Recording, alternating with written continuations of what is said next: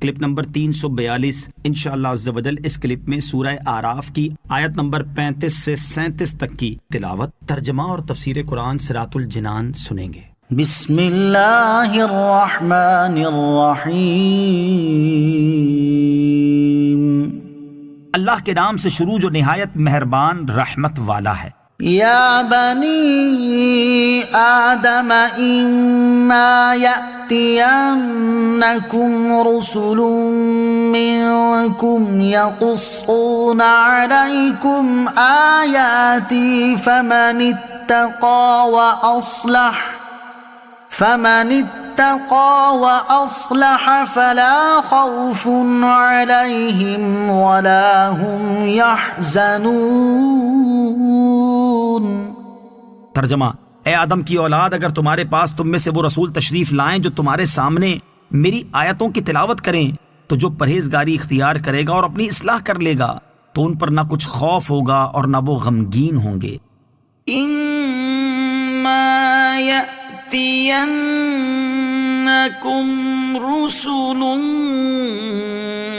منكم، اگر تمہارے پاس تم میں سے رسول تشریف لائیں، یہاں اسی سابقہ تناظر میں اولاد آدم سے خطاب ہے کہ اے اولاد آدم، تمہارے پاس تم میں سے ہی رسول تشریف لائیں گے جو تمہیں اللہ عز و جل کی کتاب پڑھ کر سنائیں گے۔ اسے سن کر جو پرہیزگاری اختیار کرے گا اور ممنوعات سے بچتے ہوئے عبادت و اطاعت کا راستہ اختیار کرے گا تو قیامت کے دن اس پر اللہ عز و جل کے عذاب کا نہ کچھ خوف ہوگا اور نہ وہ دنیا میں کچھ چھوڑ دینے کی وجہ سے غمگین ہوگا، بلکہ قیامت کے دن حسب مرتبہ اللہ عز و جل کے فضل و کرم سے بہرہ ور ہوں گے۔ چنانچہ اس دن کتنے ہی لوگ نور کے ممبروں پر ہوں گے، جیسا کہ سرکار دو عالم صلی اللہ علیہ وسلم نے ارشاد فرمایا، اللہ تعالیٰ فرماتا ہے میرے جلال کی وجہ سے آپس میں محبت کرنے والوں کے لیے قیامت کے دن نور کے ممبر ہوں گے جن پر انبیاء علیہ السلام اور شہداء بھی رشک کریں گے۔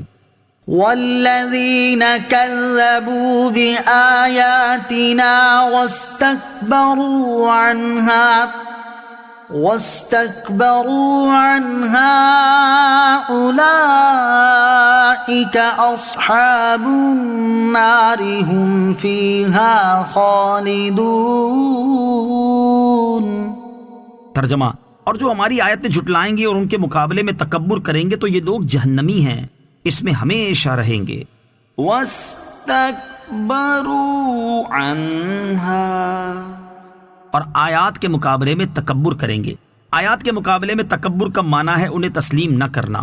تکبر کی بہت بڑی قباحت، اس سے معلوم ہوا کہ تکبر کی بہت بڑی قباحت یہ ہے کہ آدمی جب تکبر کا شکار ہوتا ہے تو نصیحت قبول کرنا اس کے لیے مشکل ہو جاتا ہے۔ چنانچہ قرآن پاک میں ایک جگہ منافق کے بارے میں فرمایا گیا، وَإِذَا قِيلَ لَهُ اتَّقِ اللَّهَ أَخَذَتْهُ الْعِزَّةُ بِالْإِثْمِ فَحَسْبُهُ جَهَنَّمُ وَلَبِئْسَ الْمِهَادُ۔ ترجمہ: اور جب اس سے کہا جائے کہ اللہ سے ڈرو تو اسے ضد مزید گناہ پر ابھارتی ہے، تو ایسے کو جہنم کافی ہے اور وہ ضرور بہت برا ٹھکانہ ہے۔ اور حدیث مبارک میں ہے، نبی کریم صلی اللہ تعالی علیہ وسلم نے ارشاد فرمایا، حق کی مخالفت اور لوگوں کو حقیر جاننا تکبر ہے۔ فمن اظلم ممن افترى على الله كذبا او كذب بآياته اولئك ينالهم نصيبهم من الكتاب حتى إذا جاءتهم رسلنا يتوفونهم قالوا أين ما كنتم تدعون من دون الله قالوا ضلوا عنا وشهدوا على أنفسهم أنهم كانوا كافرين۔